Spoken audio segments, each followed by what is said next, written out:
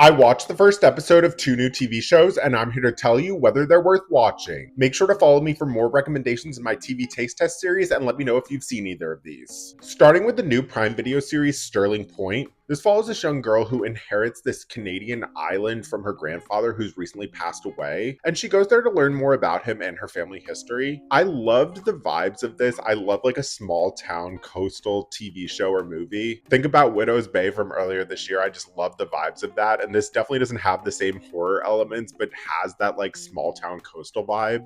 However, throughout a lot of the rest of this episode, I have to say I was pretty bored. None of the characters really drew me in. There were no interpersonal dynamics that really drew me in this episode, but this did the classic pilot episode trope of laying on a huge twist at the end of the episode that I'm not going to give away here, that I have to say did make me the slightest bit intrigued to continue when I thought beforehand I was not going to whatsoever. If you've watched more of this one, let me know how it is and if it delivers on that mystery that's introduced at the end of the first episode, because maybe I would consider continuing because of that, but otherwise this one was not for me. I will say though, if you do like a good teen drama, you may want to check this one out. I don't think it was bad or anything, it just didn't draw me in personally. And next up is the new FX series, The Shards. This one follows a group of high schoolers in the 1980s in the LA area, following their lives while a serial killer is on the loose. Now, the serial killer elements of this episode were genuinely terrifying to me. I did not expect it to be as graphic as it was. And honestly, I thought that was the most intriguing part of this episode. I thought the lives of the high schoolers and following them really was kind of boring to me. It honestly bored me in a lot of the same ways